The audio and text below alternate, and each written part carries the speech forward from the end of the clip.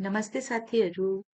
हजुरहरूलाई Spanish by ममताको पाठ 10 मा स्वागत छ। वेलकम टु लेसन 10 बिएनभेनिदोस आ ला लेसियोन।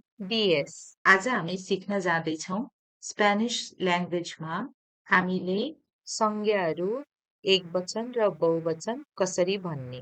ल त सुरु गरौँ है।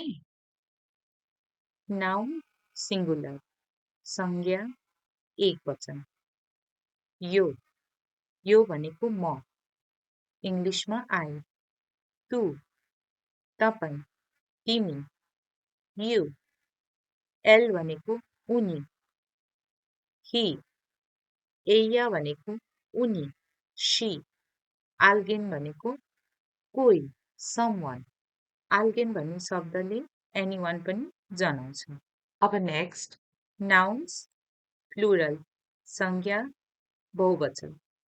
एयोस भनेको तिनीहरू, दे।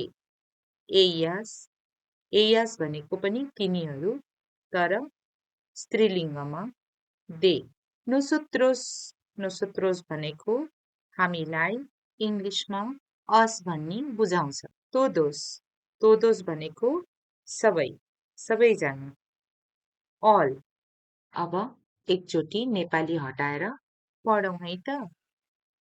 नाउन सिंगुलर यो, तू, L, एया, alguien, nouns plural, ellos, ellas, nosotros, todos। हजुरहरूले यसलाई घरमा राम्ररी प्र्याक्टिस गर्नुहोला र अब हाम्रो भेट अर्को भिडियोमा हुनेछ। धन्यवाद। Gracias, adios.